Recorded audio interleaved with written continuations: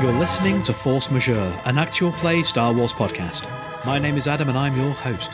Today's episode will be brought to you after these words from our sponsors.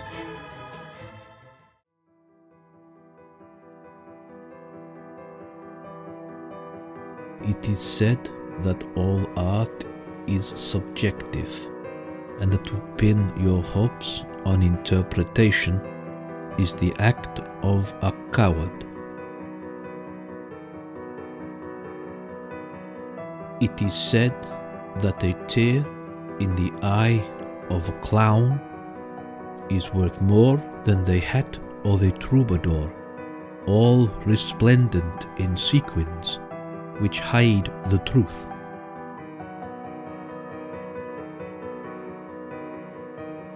You must craft yourself shoes of experience and dance, twirl, caper like an impossible breath. Measure twice and become your own unlikelihood. Cut from the cloth of potential and sewn by 10,000 thoughtless tailors.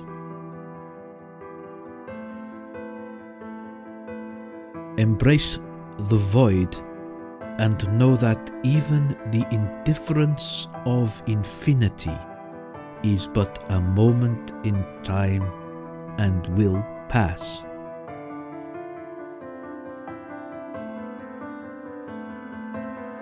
Become.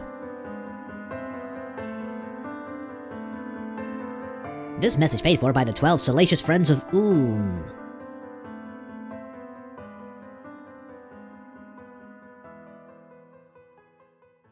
Hello everybody and welcome back. My name is Adam and I am your GM for episode 26 of the Coldfire Chronicles. I am joined around the table by... Hi, I'm Ross. I play Agatha, a Morailan warrior aggressor colossus whose emotional strength is his pride, but whose weakness is his obsession. Hi, I'm Mikey. I play Jiren. He's a Chiss mystic advisor. His emotional strength is his enthusiasm, but his emotional weakness is his recklessness. Hi, my name is Ed Fortune. I play the character of Beren. He is a human hunter, Atoru striker, seeker. His emotional strength is justice, and his emotional weakness is cruelty. Hi, I'm Mim. I play Lassa. She is a human sentinel artisan. Her emotional strength is her curiosity, but her weakness is obsession. And where we last left our heroes, they had travelled through caverns, twisting through the dark side force vergence around Pychak's home, and stumbled out into the cavern where the Coldfire's Mercy is currently docked. But this cavern isn't exactly how they remembered it. It is bigger. It is more imposing. The shadows are deeper, and the light coming through the frozen waterfall is diffusing strangely, adding an ethereal quality to this cavern. More pertinently, there is no sign of the rockfall blocking the entrance, which our crew caused as they originally left, bringing down some of the ceiling to block the path of 10th Brother to getting to them. No sign of that at all. There are more stalactites and stalagmites scattered around here, providing some cover which most of our heroes have jumped behind, with Agatha flattening himself against a tunnel entrance they've just exited from. Over the comms has come the voice of Pyjak. Good soldiers follow orders. And echoing throughout the cavern is the distinctive hum of his Clone War issue Z6 rotary blaster starting to spool up. Players, the first thing I would like from all of you is a 1 purple fear test, which is a discipline check. With his voice coming over the comms, you can feel the dark side of this place surging down on you. Okay, I got 3 successes. I have 1 failure, 2 advantage. 2 successes. Just 1 success. Agatha, the darkness here is all-encompassing, and you feel yourself start to become afraid. You'll be taking a setback dice to every test throughout this encounter until something is done to break that spell on you. Everybody else, you manage to stand your ground and push that back. As for your advantages, I will leave them for you to decide what you want to do. If you want them as bouncing boosts, your initiative tests or similar, or if you want to burn them for environmental assistance when I've described what else you can see. Because as this wave of the dark side kind of pushes down on you, your vision shimmers slightly, and suddenly snapping into focus, you can see the threats in this place. The gangplank to the Mercy is down. It wasn't when you came in here, but it is currently down, and from the ice crystals around the bottom, it looks like it's maybe been down for a while. And you can see a figure in archaic stormtrooper armour. Or no, Clone Wars armour. You recognise those insignia. That is Pyjak, standing at the base of the gangplank, holding this immense archaic blaster as it's starting to spin round. There are 2 more squads of stormtroopers wearing the more modern laminate armour that you're more familiar with. 2 groups of 4. They have taken position behind some of the stalagmites and rock columns and ice outcroppings that are across the floor here. And I think we're going to go into initiatives. I think for you, it will need to be vigilance, I'm afraid. That's 1 success for Lasser. 2 successes and 1 advantage for Duran. I mean, it's not difficult, but I've still got a setback dice against it, right? You do, yeah. Yeah. That was 1 success. No, it isn't. That's 1 advantage. Great. 1 success and 3 advantage. And on the 4C roll, because I always try not to forget to use 4C, so Beren kind of chills, everything slows down, the world goes weird. I'm not using the dark side pips, I'm not drawing on the dark side. I have 2 light side pips, so that activating, give myself a success. I'll extend to Agatha, because he's the slowest among us, and also that gives us a defensive bonus as well. The initiative order is 3 player characters, then the 3 groups of enemies, then 2 player characters. Prinkle, for the purposes of this, is counting as a player character. He will have his own actions, mostly because it helps differentiate between protagonist and antagonist. Makes sense. Who wants to go first? Could I please go first, because I'm about to kick off battle meditation for the first time. Yeah. Yep. Good. That's 4 light side pips. I've not used this power before, so I have no idea if that's a good roll. Yes, it's very, very good. So I've got the range, I've got the magnitude, and my presence is 2, so that affects everyone. That gives everyone 2 automatic successes. Yep, till the end of your next turn, that sounds right. And you still have your manoeuvre left. Oh, can I make an easy leadership check to try and calm down It would be an action, not a manoeuvre, I'm afraid. Pants? I will aim, but that's everyone else in the party starting on 2 successes. That's useful. Yeah. Next player character? I'd like to suggest Agatha fires his gun. Well, he wants to stun people at this point. I mean, he probably wants to kill the stormtrooper units, but... Then I'd recommend that I go next, because I'm going to try and get rid of your setback. Okay. And then I might be able to give you some extra bonuses as well for it. In terms of ranges as well, so you're all aware kind of how far people are spaced out from you. You're all effectively engaged with each other. The 2 stormtrooper squads are at medium range across this cavern, which is much bigger than it should be. And Pyjak is currently at long range. Okay. Because the Mercy seems further away than it should be. Space is very strange here. So Duran hunkers down to give himself a little bit of extra cover with his manoeuvre. Turns back to look at everybody, see if everybody's steeling themselves against this, because it's quite scary, even if you haven't got the negatives. Notices that Agatha has been shaken by this and says, Agatha, you can't be afraid of Pyjak. Pyjak is your friend. Go get her friend back. And then I'd like to do a leadership test to try and steel Agatha's resolve against the fear he has of the big gun. If that's all right? Yep, absolutely. It will be difficulty 2, I think. So 3 successes in total with Baron's Battle of Meditation. We have 1 advantage, we have 1 light side and 1 dark side, or 2 dark side because of the area we're in. I'm ignoring the dark side at the moment because I'm trying to encourage him to feel better about himself, and we'll put the light side into an advantage, so that's 3 successes and 2 advantage. Okay. What would you like to do with those advantage? Agatha has with your guidance, has managed to shake off the fear that pushed down on him. Mm-hmm. Agatha is next, right? I'm going to give him some boosts. Let's make him feel a little bit better about himself in the way of giving you a boost, as well as getting rid of the setback. Absolutely. And your manoeuvre, you're just ducking further into cover. Yeah. Next player character. Agatha? I suspect that's me. Yep.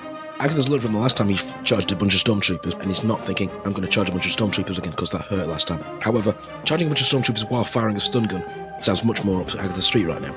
It is just a gun, though. It just has a stun setting. Yeah, I mean, I can shoot it with other settings.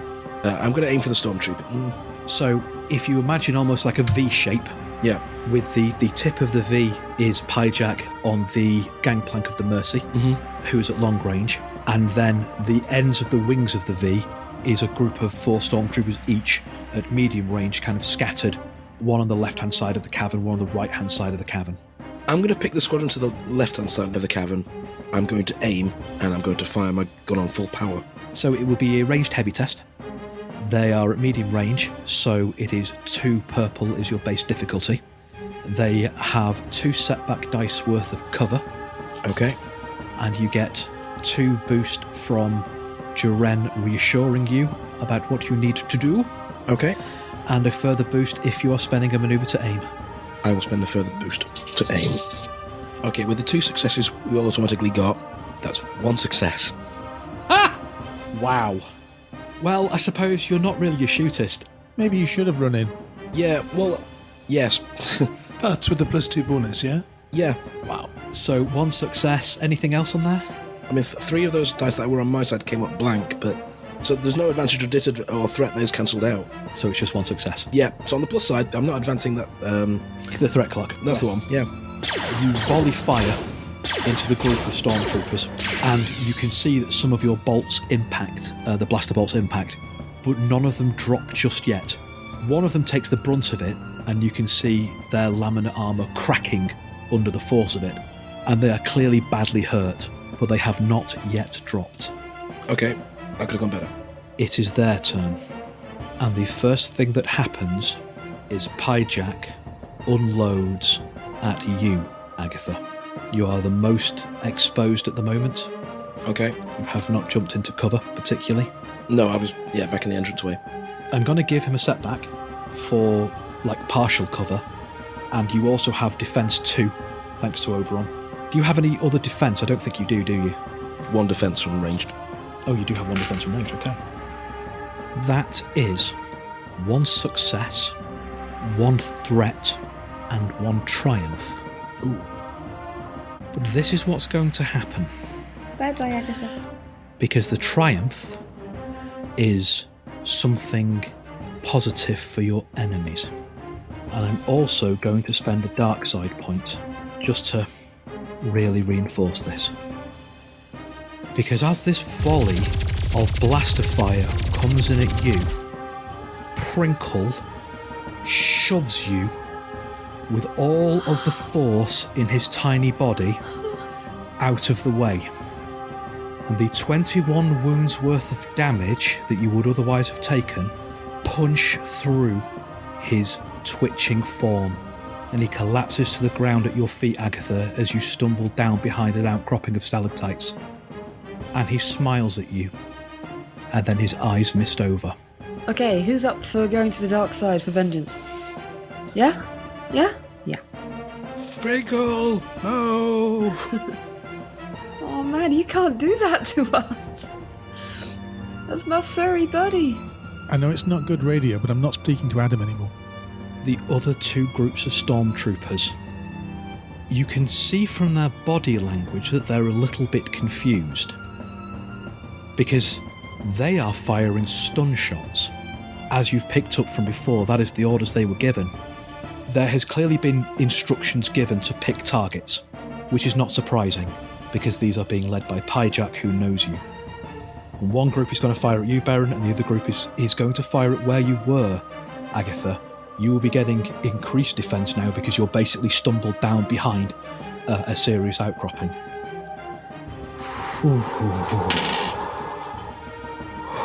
If it's any consolation, my heart is going as well.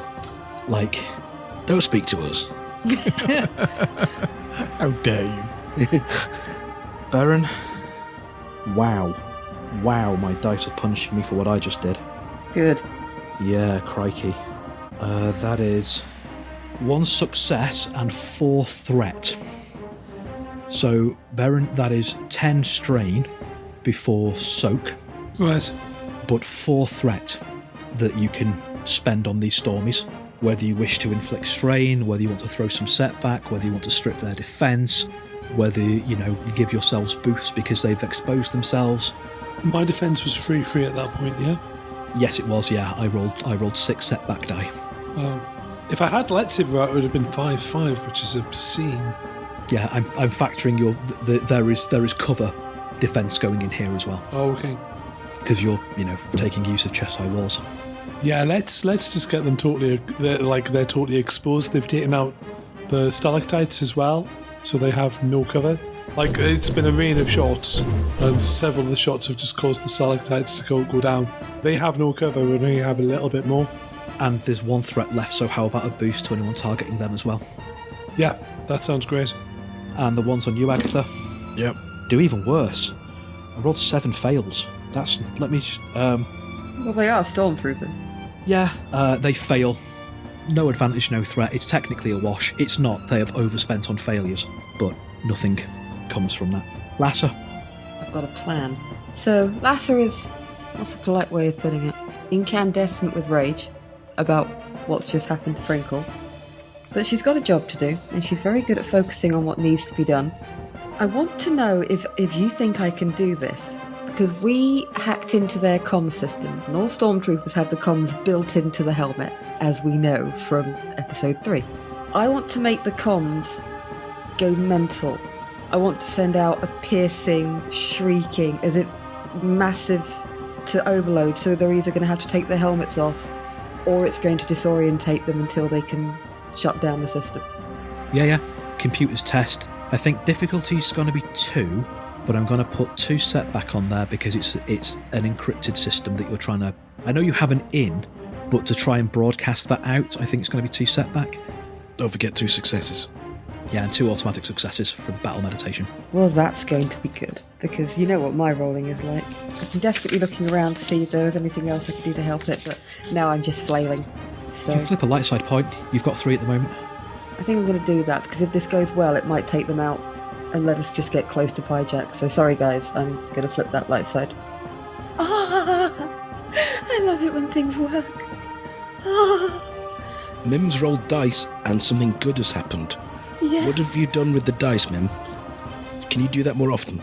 That's a triumph and 2 successes, and then obviously the 2 additional successes. Yeah, okay. Right. I think for those successes, so not even count the triumph, I think for those successes, what's going to happen is it sends out a feedback screech across their comm network, and I think the impact of that is going to be, it's going to automatically upgrade the difficulty of their next tests. So turn purples to a red, because it's so deafening in here. That still gives you your triumph to play with. Ooh. I mean, this is a big push, and I am quite happy for you to say no. But what if the noise was so piercing, so deafening, it kind of causes a brain reset on Pyjack, who's been Order 66'd? No. I'm going to suggest a possible alternative. Something that kind of sonic, maybe it doesn't just affect what's inside the headsets. Maybe it's just sort of frequency that starts getting a lot more stalagmites and such to fall down. What I was thinking, and this might well tie into what you're about to say, Mike, is it will not shake Pyjack. Yeah. But if your intention is still to attempt to use your own connection with him and your force powers to shake him, it will give you a free upgrade to that roll, Mikey.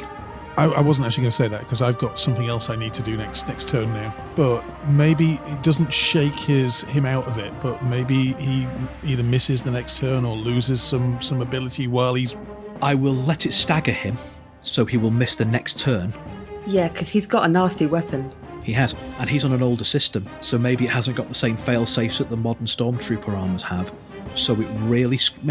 As you say, it doesn't shake him from the Order 66 conditioning, but it hits him to the point where he will miss the next turn because he's just so scrambled by it. That's good. I think I'd go for that. Gives us time to run up there. Yeah. I'm just checking, do I have any manoeuvres left after doing that action? Yeah, that was just an action. You still have your manoeuvre. Right, I'd like to take strain to do 2 manoeuvres to run towards him, because he's at long range, isn't he? He is, yeah.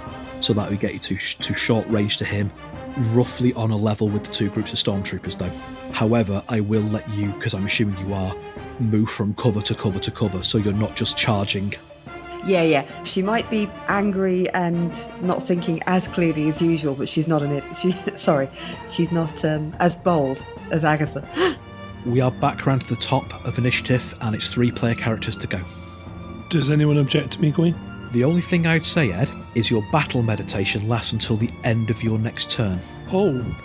So if you go now, the benefits end for everyone. Oh, okay. I will wait then. Also, I can possibly do something for Prinkle, but that fades at my next turn. Basically, if I have another go, then I can't do anything. So I want to go later. My instinct at the minute is I've got 2 possibilities here. 1, Lass doing something stupid and I should probably try and support her. And 2, I can force leap or something to get Prinkle to J-Ren. I'm right next to him. Yeah. He's engaged. Do not jump away with him. Okay, in that case, I'm going to go and do something stupid and at least deflect fire from Lass if I get the opportunity. So that's my decision. Go punch something. That's your job. Batter the stormtroopers, otherwise they're going to muller us. Yeah, we're going to die if we don't fight back. I'm happy for that to be what I do. It's just a matter of when we do it. So do you want Lasser to go first? Because she's right at the front. If you want to go and carry on that momentum, then Lasser. All right.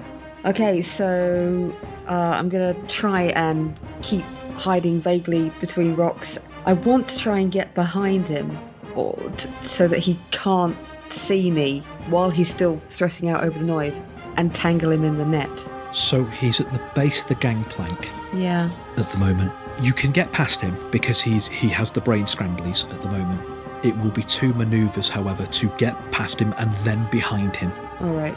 I'm not going to do that then. I'm going to risk being out of cover because I want to spend a manoeuvre to aim. So is that going to be 2 manoeuvres again? 1 to move and 1 to aim? You're at short range from him now.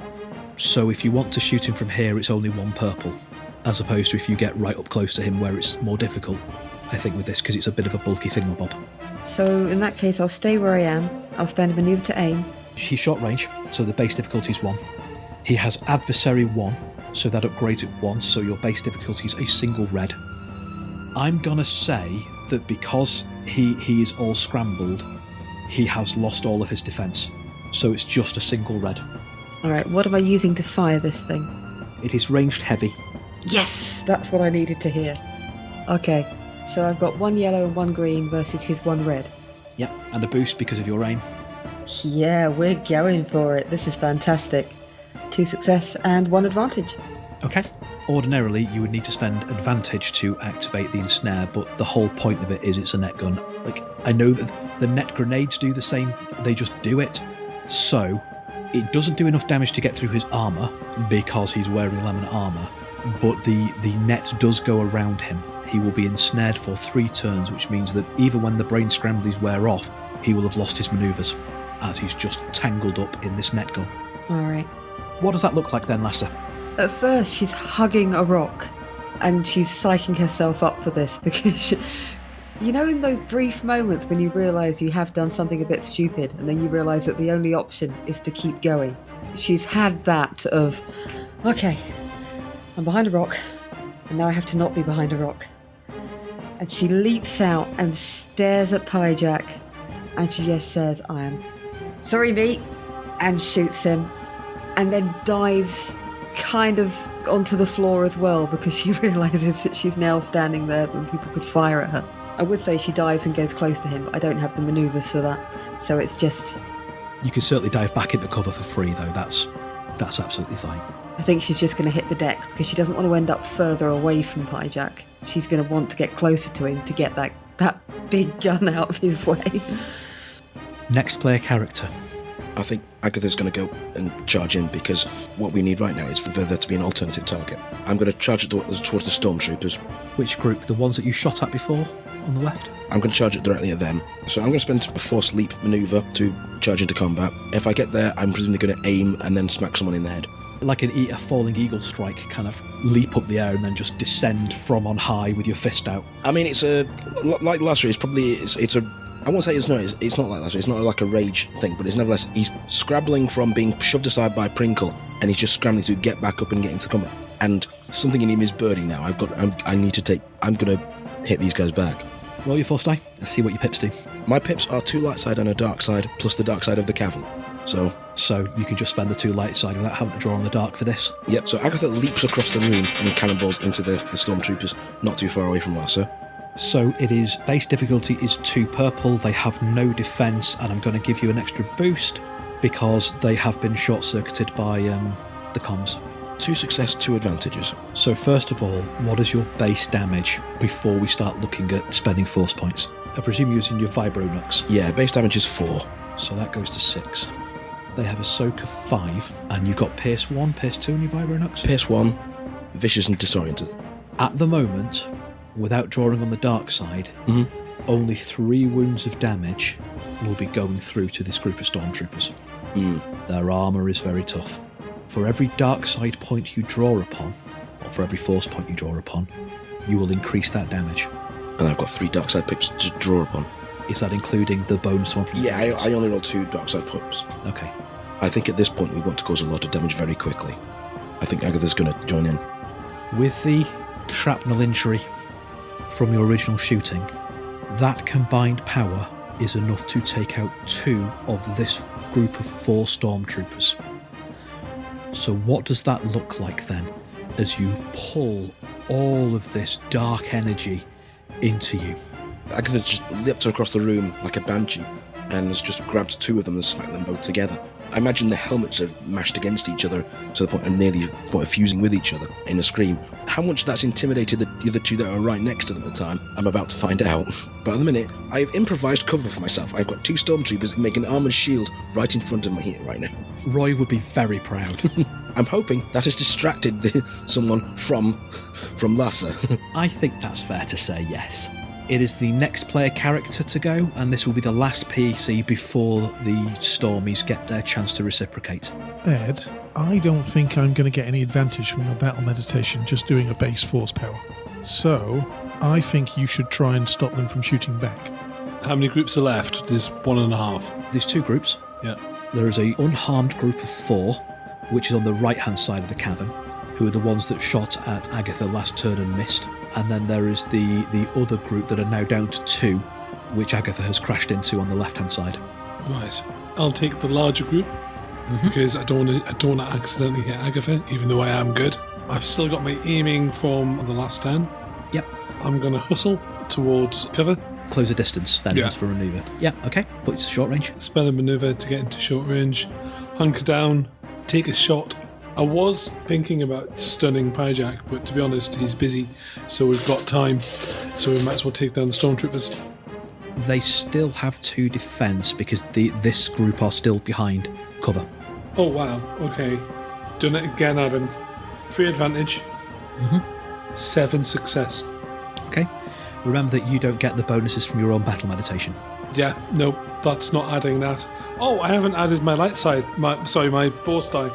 That's 1 dark side, 1 light side. I'll take the light side, I'll add that to the successes. That's 8 success. And 2 advantage? 3 advantage. 3 advantage. Is that enough to crit? That's enough to crit. That's ridiculous. And that's why we trust you to do the job. 3 from that group drop. What does that look like? There's a moment where it's like I'm literally going eeny, meeny, miny, mo, and the shot goes down and it takes out like a thermal vent and it ignites and they just scatter with a kind of a ringing explosion. And that's not luck, that's like absolutely deliberate, on purpose chaos. If you see what I mean, there's a very precise shot, just bang, and there's bits of stalagmite and stalactites going everywhere. Okay. It is the NPC's turn now, so I'm going to start with the 2 remaining stormtroopers on you, Agatha. Yep. Let me make their discipline test first of all. It's fearsome 2. They fail, but with 4 advantage. And I think what those advantages are going to be is a free manoeuvre as they start to run away from you effectively, as they rear back in horror at what you've done and scatter back out, which it does put them in short range. Which direction is back out for them? Towards Coldfire's Mercy. Right, okay. So 2 of those advantages are going to be for that free manoeuvre to pull them back out, and then the other 2 advantages are going to be for a boost die as they attempt to stun shot you into the dirt. Okay. They are taking setback die, however, because, they are terrified of what you've just done. The bonus from foresee has gone. Do I claim any cover if I'm holding 2 stormtroopers in front of me at the moment? Do you know what? Yeah, I'll add another setback on there. That is 1 success and 2 advantage. Okay. So that is 10 strain before soap as they zot you with stun blasts. Okay, not looking good. And for their advantage this time round, I think that they have managed to scamper back behind some more cover. Okay. So that's what their advantages on that roll are going to be for that one. The remaining Stormtrooper Baron from the group that you just decimated pull themselves to their feet shaking and unload on you. This one has the presence of mind, I think, to have switched his blaster to kill. Unlike with the ones that Agatha terrified, that just kind of ran away, they were already on stun, they've just carried firing on stun. This one is now out for blood on you because you've just killed their friends. Ooh, you spawny swine. No successes, 1 advantage. And I think that 1 advantage is going to be a boost die next time they take a shot, if they survive that long. I have bad news for him. Yeah. And then the last NPC slot is Pyjack, who misses it. He is staggering around. He still has the blaster, but it's kind of netted to his body as the net has gone around him. And yeah, he's just shaking at the moment. He's not quite hit the floor from the impact of the net, but he's stumbled back and he's on one knee. The net's all around him. The blaster's tied down with it. And that's what he does. Jiren. Jiren's quite close to where Prinkle is. He's been standing there while all this has been going on, a little bit horrified. He stumbles to his knees right next to where Prinkle is, glances up at Pyjack, glances back down and says, "We don't exchange lives. I'm not giving up one friend for another." And he grabs into his bag and he pulls out, essentially looking remarkably like the Orb of Power. It's about the same size. It's a big orb. It's clearly what was the majority of this bag. And he holds it up and he says, "Prinkle, you always wanted this. Well, this is as close as it gets." Grabs for his necklace, and his necklace is another vial, but it's teardropped with the spike of the teardrop down at the back. And he holds the orb and the teardrop necklace like a dagger, and he just smashes it into the orb, cracking it and letting the vapor and the liquid just pour down upon Prinkle. Adam, what I'm using is the Water is Life. Yep. But I'm also using my Amulet of Power. Yep. So that's basically destroying both of those things. Okay. To try and bring Prinkle back from death. And it's going to get even worse if it doesn't work, because the only thing I can do then is harm, which is, we're all going to go dark side. I'm going to also use my Knowledge is Power, because we're doing all of the stops here. This was all supposed to be for Pyjack, but you're not getting that anymore, buddy. That in itself is 4 force dice. I come out there with free light side and free dark side. So I'm going to use the dark side of the area. I'm not going to use the dark side within me, but I'm going to use the dark side of the area. And I'm going to use this free light side. And I'm going to just drench Sprinkle in like a almost green glowing viscous. It's not quite smoke-like like with the orb. It's goo. There is smoke coming off it. But it looks very much like contaminated Bacta fluid. It's gunky, it's got a off bioluminescent glow to it, and it pours down over Prinkle, covering Jiren's arms as well, and it's all over the place. There's bits of broken orb around, and that unfortunately nets both myself and Prinkle 7 conflict. Is that over and above the 1 for drawing on the dark side? So 8 in total for me. Oh, God. Yeah.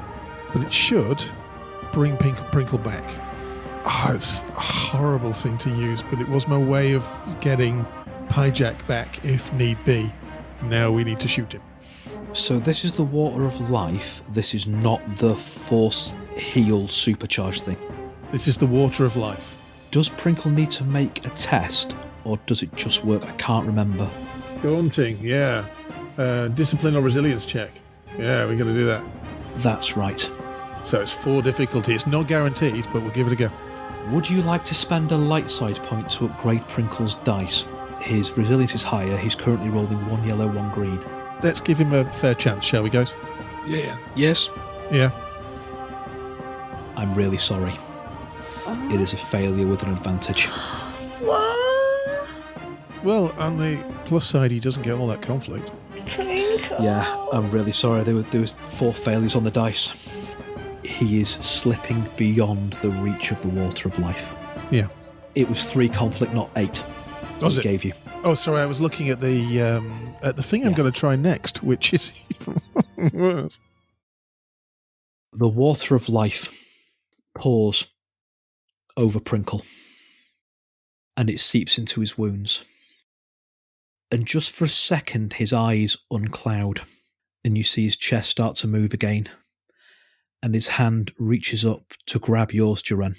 Mm-hmm. And he breathes a shuddering, pained, racking breath, and he looks you deep in the eyes, and then he slumps down again.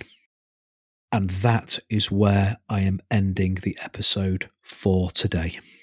Prinkle, no! Thank you, everyone, for being here with us. There may yet be another Hail Mary in Jiren's bag, we will have to see. And you will have to find that out as we do next time.